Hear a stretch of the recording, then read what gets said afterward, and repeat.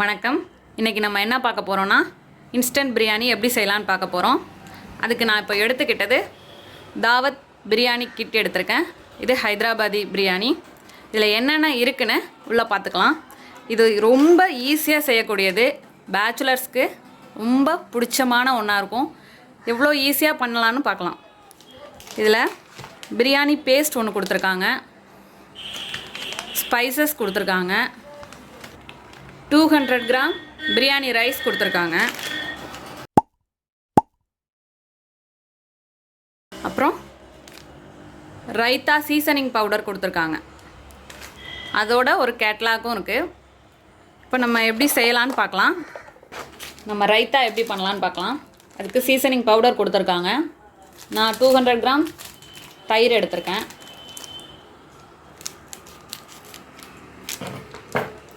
அதில் அப்படியே கட் பண்ணி சேர்த்துக்கோங்க. அவ்வளோதான். அப்படியே மிக்ஸ் பண்ணிக்க வேண்டியதுதான். இது ஒரு 1/2 அன் ஹவருக்கு முன்னாடியே ஃப்ரிட்ஜில் வச்சு அப்புறம் சர்வ் பண்ணுறப்ப எடுத்துக்கோங்க. அவ்வளோதான், நம்ம ரைத்தா ரெடி ஆயிடுச்சு. இப்போது ரைஸ் எடுத்துக்கிட்டேன், அதை வாஷ் பண்ணிட்டு வந்துடலாம். இப்போது வாஷ் பண்ணியாச்சு. இதில் கொஞ்சமாக தண்ணி ஊற்றி ஊற வச்சுக்கலாம். இப்போது நம்ம கடாய் வச்சுருக்கோம். இப்போது ஹீட் ஆகிடுச்சு கடாய். இப்போ எண்ணெய் சேர்த்துக்கலாம். இப்போ எண்ணெய் ஹீட் ஆகிடுச்சு. இதோட ஆனியன் சேர்த்துக்கிறேன்.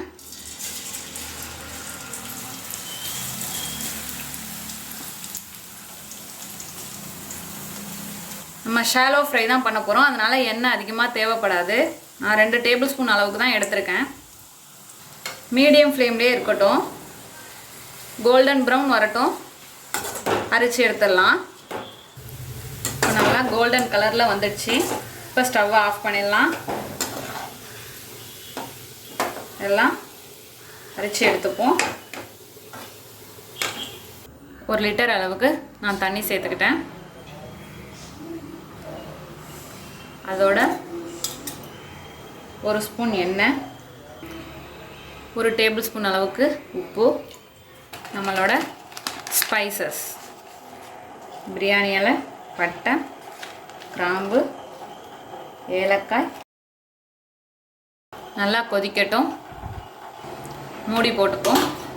இப்போ ஓப்பன் பண்ணி பார்ப்போம். நல்லா கொதிச்சு வந்துடுச்சு. இந்த நேரத்தில் நம்ம ஊற வச்ச அரிசியை சேர்த்துக்கலாம். நான் தண்ணியை வடித்து எடுத்துகிட்டு வந்திருக்கேன். புளிஞ்சிட்டு சேர்த்துக்கோங்க.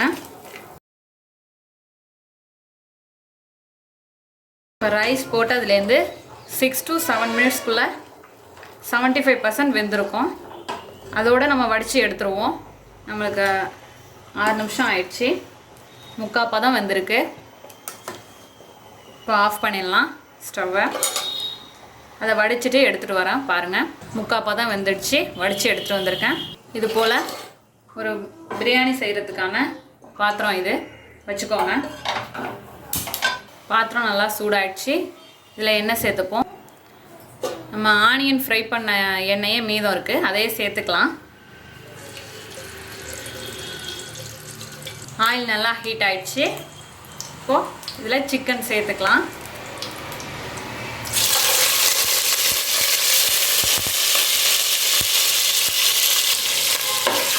வதக்கிக்கோங்க.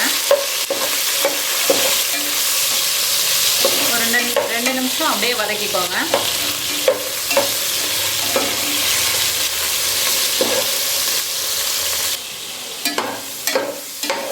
நல்லா 2 நிமிஷம் வதக்கியாச்சு. அதோட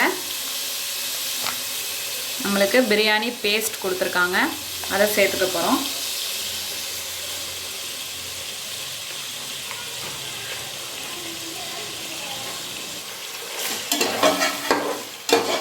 ஒரு 5 நிமிஷம் போல் அப்படியே வதக்கிக்கோங்க.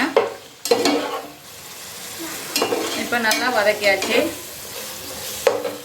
இதோட 150 ml வாட்டர் சேர்த்துக்கிறேன். ஆயில் பிரியிற வரைக்கும் மூடி போட்டு வேக வைப்போம். இப்போது ஓப்பன் பண்ணி பார்ப்போம். எண்ணெய் பிரிஞ்சு வந்துடுச்சு. இந்த ஸ்டேஜில் ஸ்டவ்வை சிம்மில் வச்சுக்கலாம். இதுலேருந்து கொஞ்சமாக கிரேவியை எடுத்துப்போம்.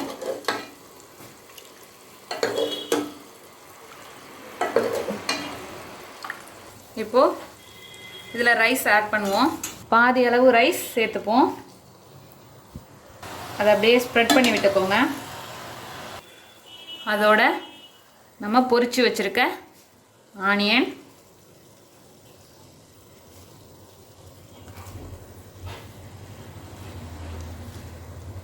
புதினா தழை கொஞ்சமாக, கொத்தமல்லி கொஞ்சம்,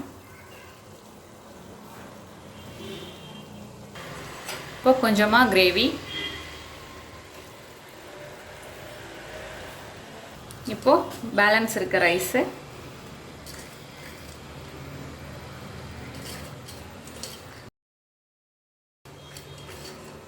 அதே போல் பொரிச்சு வச்சுருக்க ஆனியன்,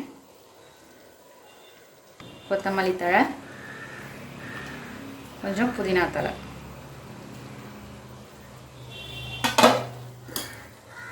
பேலன்ஸ் வச்சுருக்க கிரேவி எல்லாம் போட்டாச்சு. இப்போ இதை கவர் பண்ண போகிறோம். மூடியை திருப்பி வச்சுக்கிறேன். கவர் பண்ணிட்டு இதில் ஒரு வெயிட் வைக்க போகிறேன். சிம்மில் தான் இருக்கணும் ஸ்டவ்வு. லோ ஹீட்டில் வச்சுட்டு 7 to 10 மினிட்ஸ் அப்படியே விட்டுருங்க. அப்புறம் ஆஃப் பண்ணிட்டு கேஸ் ஸ்டவ்வை 10 மினிட்ஸ் கழித்து ஓப்பன் பண்ணி பார்ப்போம். இந்த ஃப்ளேவர் அப்போ தான் இறங்கியிருக்கும். இப்போ ஸ்டவ்வை ஆஃப் பண்ணி 10 மினிட்ஸ் ஆயிடுச்சு. எல்லாத்தையும் இறக்கிடுவோம். இப்போ ஓப்பன் பண்ணி பார்க்கலாம். எப்படி வந்திருக்கு பாருங்கள். நம்மளோட இன்ஸ்டன்ட் தம் பிரியாணி அருமையாக அற்புதமாக வந்திருக்கு. இதே போல் நீங்களும் செஞ்சு பார்த்துட்டு எப்படி வந்துச்சுன்னு கமெண்ட்டில் சொல்லுங்கள். தேங்க்யூ.